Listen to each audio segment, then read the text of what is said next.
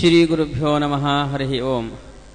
ಪರಮಪೂಜ್ಯ ಪರ್ಯಾಯ ಶ್ರೀಪಾದರು ಸಂಕಲ್ಪಿಸಿರುವಂತಹ ನಿರಂತರ ಜ್ಞಾನಯಜ್ಞದಲ್ಲಿ ಅವರ ಆದೇಶದ ಮೇರೆಗೆ ಇವತ್ತಿನಿಂದ 7 ದಿವಸಗಳ ಕಾಲ ಭಾವಿ ಸಮೀರ ಶ್ರೀಮದ್ ವಾದಿರಾಜರಿಂದ ರಚಿತವಾದಂತಹ ಭೂಗೋಳ ವರ್ಣನೆ ಕುರಿತಾಗಿ ಪ್ರವಚನವನ್ನು ನೀಡಲಿಕ್ಕಿದ್ದಾರೆ ವಿದ್ವಾನ್ ಪ್ರತೋಷಾಚಾರ್ಯ ಇವರು. ಇವರಿಗೆ ಪರ್ಯಾಯ ಶ್ರೀ ಸೋದೆ ವಾದಿರಾಜ ಮಠದ ಪರವಾಗಿ ಹೃತ್ಪೂರ್ವಕ ಸ್ವಾಗತವನ್ನು ಬಯಸ್ತಾ ಇದ್ದೇನೆ. ಈ ಒಂದು ಜ್ಞಾನಯಜ್ಞಕ್ಕೆ ಶ್ರೋತೃಗಳಾಗಿ ಬಂದಿರತಕ್ಕಂತಹ ತಮಗೆಲ್ಲರಿಗೂ ಕೂಡ ಪರ್ಯಾಯ ಮಠದ ಪರವಾಗಿ ಸ್ವಾಗತವನ್ನು ಬಯಸ್ತಾ ಆಚಾರ್ಯರು ತಮ್ಮ ಪ್ರವಚನವನ್ನು ನಡೆಸಿಕೊಡಬೇಕು ಅಂತ ಅವರಲ್ಲಿ ಕೇಳಿಕೊಳ್ತೇನೆ.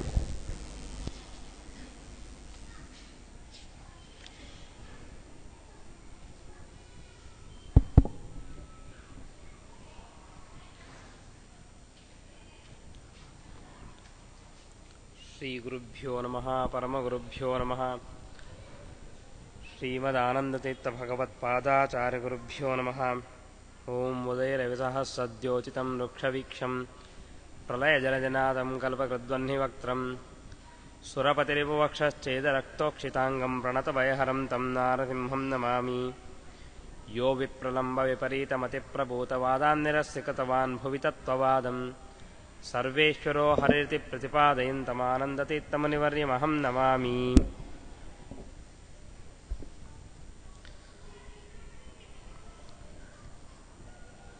ತಪೋವಿದ್ಯಾವಿರಕ್ತ್ಯಾದಿ ಸದ್ಗುಣೋಘಾಕರಾನಹಂ ವಾದಿರಾಜಗುರುನ್ ವಂದೇ ಹೈಗ್ರೀವದಯಾಶ್ರಯಾನ್.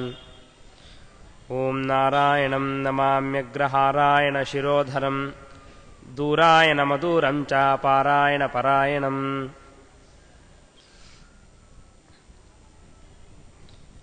ಪರಮಪೂಜ್ಯ ವಾದಿರಾಜ ಶ್ರೀಪಾದಂಗಳವರು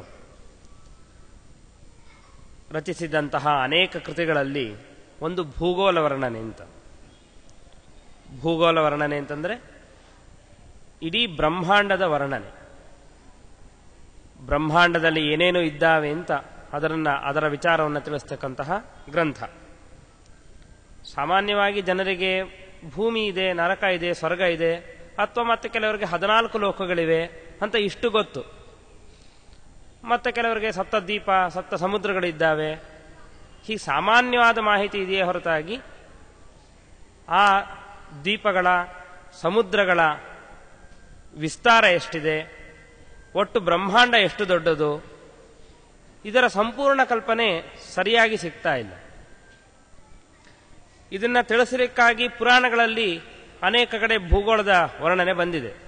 ಶ್ರೀಮದ್ ಭಾಗವತದಲ್ಲಿ, ವಾಯುಪುರಾಣದಲ್ಲಿ, ವಿಷ್ಣು ಪುರಾಣದಲ್ಲಿ ಇಲ್ಲೆಲ್ಲ ಭೂಗೋಳ ವರ್ಣನೆ ಇದೆ. ಇದನ್ನೆಲ್ಲ ಸಂಗ್ರಹ ಮಾಡಿ ಶ್ರೀಮದಾಚಾರ್ಯರು ಮಹಾಭಾರತ ತಾತ್ಪರ್ಯ ನಿರ್ಣಯದಲ್ಲಿಯೂ ಕೂಡ ಒಂದು ಸಂಗ್ರಹ ರೂಪವಾಗಿ ಭೂಗೋಳದ ವರ್ಣನೆಯನ್ನು ಮಾಡಿದ್ದಾರೆ. ಇವೆಲ್ಲವನ್ನೂ ಸಂಗ್ರಹಿಸಿ ವಾದಿರಾಜ ಶ್ರೀಪಾದರು ತಾವು ಭೂಗೋಳ ವರ್ಣನೆ ಅಂತಲೇ ಒಂದು ಪ್ರತ್ಯೇಕ ಗ್ರಂಥ, ಇಲ್ಲಿ ಮಿಕ್ಕೆಲ್ಲ ಪುರಾಣಗಳಲ್ಲಿ ಇರತಕ್ಕಂತಹ ಅಂಶಗಳನ್ನು ಸಂಗ್ರಹ ಮಾಡಿದ್ದಾರೆ. ಅಲ್ಲೆಲ್ಲೂ ಸಿಗದೇ ಇರತಕ್ಕಂತಹ ಅಪೂರ್ವ ಪ್ರಮೇಯಗಳನ್ನು ಕೂಡ ರಾಜರು ಈ ಗ್ರಂಥದಲ್ಲಿ ತಿಳಿಸಿದ್ದಾರೆ. ನಮಗೆಲ್ಲ ಪುರಾಣಗಳಲ್ಲಿ ನೋಡಿದ್ರೂ ಕೂಡ ಭೂಮಿಯ ಆಚೆ ಪಕ್ಕದಕ್ಕೆ ಹೋದಾಗ ಏನಿದೆ ಅಂತ ವಿಸ್ತಾರವಾದ ವರ್ಣನೆ ಸಿಗತ್ತೆ. ಮೇಲಿನ ಲೋಕಗಳ ವರ್ಣನೆಯೇ ಎಲ್ಲೂ ಸರಿಯಾಗಿ ಸಿಗ್ತಾ ಇಲ್ಲ. ಅದರ ವರ್ಣನೆಯನ್ನು ಕೂಡ ರಾಜರು ಈ ಕೃತಿಯಲ್ಲಿ ಮಾಡಿದ್ದಾರೆ. ಬರೀ ಭೂಗೋಳ ವರ್ಣನೆ ಅಂದರೆ ಎಲ್ಲ ಬ್ರಹ್ಮಾಂಡದ ಚಿತ್ರಣ ಕೊಟ್ಟಂತಾಯಿತು. ಇದರಿಂದ ಏನು ಪ್ರಯೋಜನ ಅಂತ ಅಂದರೆ ವಾದಿರಾಜರು ಜಿಯಾಗ್ರಫಿ ಹೇಳಲಿಕ್ಕೆ ಹೊರಟಿಲ್ಲ.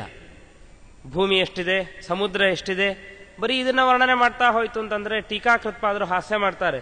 ಗಂಗಾ ವಾಳಲಕ ಪರಿಗಣನವತು ಅಂತ. ಗಂಗೆಯ ತೀರದಲ್ಲಿ ಮರಳೆಷ್ಟಿದೆ ಅಂತ ಎಣಿಸ್ತಾ ಹೋದರೆ ಅದಕ್ಕೇನಾದರೂ ಪ್ರಯೋಜನ ಇದೆಯಾ?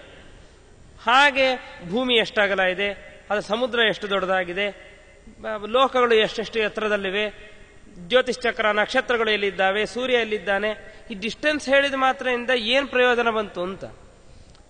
ಅಂದರೆ ಬರೀ ಜಿಯಾಗ್ರಫಿ ಹೇಳಲಿಕ್ಕೆ ಹೊರಟಿಲ್ಲ ರಾಜರು. ಇಂತಹ ಅದ್ಭುತವಾದಂತಹ ಪ್ರಪಂಚವನ್ನು ಸೃಷ್ಟಿ ಮಾಡಿದಂತಹ ಭಗವಂತನ ಸಾಮರ್ಥ್ಯ ಎಂತಹದ್ದು ಅಂತ ತಿಳಿಸಲಿಕ್ಕಾಗಿ ಈ ಕೃತಿಯನ್ನು ಮಾಡ್ತಾ ಇದ್ದಾರೆ. ಸಾಮಾನ್ಯವಾಗಿ ನಾವು ಇಷ್ಟೇ ಹೇಳ್ತೇವೆ, ಭಗವಂತ ಬ್ರಹ್ಮಾಂಡವನ್ನು ಸೃಷ್ಟಿ ಮಾಡಿದ, ಇಷ್ಟೇ ಹೇಳಿದಾಗ ಭಗವಂತನ ಮಹಾತ್ಮೆ ಗೊತ್ತಾಗೋದಿಲ್ಲ. ಆ ಬ್ರಹ್ಮಾಂಡದಲ್ಲಿ ಏನೇನು ವೈಚಿತ್ರಗಳಿದ್ದಾವೆ, ಎಷ್ಟು ವಿಚಿತ್ರವಾದಂತಹ ಬ್ರಹ್ಮಾಂಡ ಇದು ಅಂತ ತಿಳಿಸಿದಾಗ ಆ ಭಗವಂತ ಎಷ್ಟು ದೊಡ್ಡವನು ಅಂತ ಗೊತ್ತಾಗತ್ತೆ. ಭಗವಂತ ಜಗತ್ತಿನ ಸೃಷ್ಟಿ ಮಾಡ್ತಾನೆ, ಲಯವನ್ನ ಮಾಡ್ತಾನೆ, ಇಷ್ಟು ಹೇಳ್ತೇವೆ. ಸೃಷ್ಟಿ ಮಾಡಿದ್ದಾನೆ, ಹೌದು. ಎಷ್ಟು ವಿಚಿತ್ರವಾಗಿ ಸೃಷ್ಟಿ ಮಾಡಿದ್ದಾನೆ ಭಗವಂತ. ಸುಮ್ಮನೆ ಒಂದು ಉದಾಹರಣೆ ಕೊಡ್ತೇನೆ. ಪ್ರಪಂಚದಲ್ಲಿ ನಾನಾ ವಿಧ ವೈವಿಧ್ಯ ವಿಪರೀತ ಇದೆ. ಒಂದು ಮನುಷ್ಯರ ಸೃಷ್ಟಿಯನ್ನು ತಗೋಣ. ಪ್ರಪಂಚದಲ್ಲಿ ಇವತ್ತು ಒಂದು ಹೆಚ್ಚು ಕಡಿಮೆ 700 ಕೋಟಿ ಜನಗಳಿದ್ದಾರೆ. 700 ಕೋಟಿ ಜನಗಳಿದ್ದಾರೆ. ಎಲ್ಲರನ್ನೂ ಭಗವಂತ ಸೃಷ್ಟಿ ಮಾಡಿದಂಥವನು. ಎಂತಹ ಅದ್ಭುತ ಕಲೆಗಾರ ಭಗವಂತ. 700 ಜನದ ಮುಖ, 700 ಕೋಟಿ ಜನದ ಮುಖ 700 ಕೋಟಿ ರೀತಿ ಇದೆ. ಒಬ್ಬರ ಮುಖ ಇನ್ನೊಬ್ಬರಂತೆ ಇಲ್ಲ. ಒಂದು ಮುಖ ಬೇಕಾ ಇಲ್ಲ, ಒಂದು ಫಿಂಗರ್ ಪ್ರಿಂಟ್ ತಗೋಣಂತೆ. ಇಷ್ಟೇ ಜಾಗ. ಈ ಒಂದು ಹೆಬ್ಬೆರಳನ್ನ 700 ಕೋಟಿ ರೀತಿ ಭಗವಂತ ಮಾಡಿದ್ದಾನೆ ಅಂತಂದ್ರೆ ನಮಗೆ ನೋಡ್ಲಿಕ್ಕೆ ಗೆರೆಗಳು ಬಿಟ್ಟು ಇನ್ನೇನೂ ಕಾಣಿಸ್ತಾ ಇಲ್ಲ. ಇಷ್ಟೇ ಗೆರೆಗಳನ್ನ 700 ಕೋಟಿ ರೀತಿ ಭಗವಂತ ಮಾಡಿದ್ದಾನೆ ಅಂತಂದ್ರೆ ಅಂತಹ ಭಗವಂತನ ಆ ಕುಶಲತೆಗೆ ನಾವು ಏನು ಹೇಳಲಿಕ್ಕೂ ಸಾಧ್ಯ ಇಲ್ಲ. ಅಂದ್ರೆ ಹೀಗೆ ವಿಚಾರ ಮಾಡಿದಾಗ ಪ್ರತಿಯೊಂದರಲ್ಲೂ ವಿಚಿತ್ರತೆ ಇದೆ. ಒಂದು ಬೆಟ್ಟವನ್ನು ತಗೊಂಡ್ರೆ ಎಷ್ಟು ಕಲ್ಲುಗಳಿದ್ದಾವೆ, ಅದರ ಆಕಾರಗಳೇನು, ಅದರ ಪರಿಮಾಣ ಎಷ್ಟು, ಅದರ ತೂಕ ಎಷ್ಟು, ಪ್ರತಿಯೊಂದರಲ್ಲೂ ವ್ಯತ್ಯಾಸ. ಒಂದು ಮರ ತಗೊಂಡ್ರೆ ಅದರಲ್ಲಿ ಗರಿಗಳು, ಆ ಗರಿಗಳಲ್ಲಿ ಒಂದರ ಗರಿ ಇದ್ದಂತೆ ನೋಡಲಿಕ್ಕೆ ಒಂದೇ ತರ ಇದ್ರೂ ಕೂಡ ಎಲ್ಲ ಒಂದೇ ಅಳತೆ ಇರೋದಿಲ್ಲ, ಒಂದೇ ತೂಕ ಇರೋದಿಲ್ಲ, ಪ್ರತಿಯೊಂದರಲ್ಲೂ ವ್ಯತ್ಯಾಸ. ಹೀಗಿಂತಹ ಅದ್ಭುತವಾದಂತಹ ಬ್ರಹ್ಮಾಂಡವನ್ನ ಭಗವಂತ ಸೃಷ್ಟಿ ಮಾಡಿದಂಥವನು ಅಂತ ತಿಳಿಸಲಿಕ್ಕೋಸ್ಕರವಾಗಿ ಈ ಗ್ರಂಥವನ್ನ ಮಾಡಲಿಕ್ಕೆ ಹೊರಟಿದ್ದಾರೆ. ಇದರಿಂದ ಭಗವಂತನ ಮಹಾತ್ಮೆ ತಿಳಿದಂತೆ ಆಗತ್ತೆ. ಆಗಲಿ ಭಗವಂತನ ಮಹಾತ್ಮೆ ತಿಳಿದ ನಮಗೆ ಪ್ರಯೋಜನ ಏನು? ಭಗವಂತ ಮಹಾತ್ಮ ಇರಲಿ, ನಮಗೆ ಬೇಕಾದದ್ದೇನೋ? ಎಲ್ಲರೂ ಬಯಸೋದು ನಾವು ಸುಖವಾಗಿರಬೇಕು ಅಂತಷ್ಟೇ. ನಾವು ಸುಖವಾಗಿರಬೇಕು ಅನ್ನೋಕ್ಕೋಸ್ಕರವಾಗಿ ಭಗವಂತನ ಮಹಾತ್ಮೆಯನ್ನೇ ಯಾಕೆ ಕೇಳಬೇಕು ಅಂತಂದ್ರೆ, ನಾವು ಸುಖವಾಗಿರಬೇಕು ಅಂತಂದ್ರೆ ಈ ಸಂಸಾರದಲ್ಲಿ ಸಾಧ್ಯ ಇಲ್ಲ. ಸಂಸಾರ ಅಂತಂದ್ರೆ ಅದು ಸುಖ ದುಃಖಾತ್ಮಕವಾದಂತಹದ್ದು. ಸುಖಸ್ಯ ಅನಂತರಂ ದುಃಖಂ, ದುಃಖಸ್ಯ ಅನಂತರಂ ಸುಖಂ ಅಂತ. ಒಂದು ಸುಖ ಹಿಂದಾಗಡೆಯೇ ಮತ್ತೊಂದು ದುಃಖ. ದುಃಖ ಬಂತು ಅಂತಂದ್ರೆ ಮತ್ತೆ ಹಿಂದಾಗಡೆಯೇ ಮತ್ತೊಂದು ಸುಖ ಕಾಣಿಸಿರುತ್ತೆ. ರಸ್ತೆಯಲ್ಲಿ ಹೋಗ್ತಾ ಇದ್ರೆ ಯಾವಾಗಲೂ ನಮಗೆ ಡೌನೇ ಸಿಗಬೇಕು ಅಂತಂದ್ರೆ ಆಗೋದಿಲ್ಲ. ಒಂದು ಡೌನ್ ಸಿಕ್ತು ಅಂದ್ರೆ ಮತ್ತೆ ಒಂದು ದಿಣ್ಣೆ ಇರಲೇಬೇಕು, ಮತ್ತೆ ದಿಣ್ಣೆ ಏರದ ಮೇಲೆ ಮತ್ತೆ ಹಳ್ಳಕ್ಕೆ ಇಳಿಲೇಬೇಕು.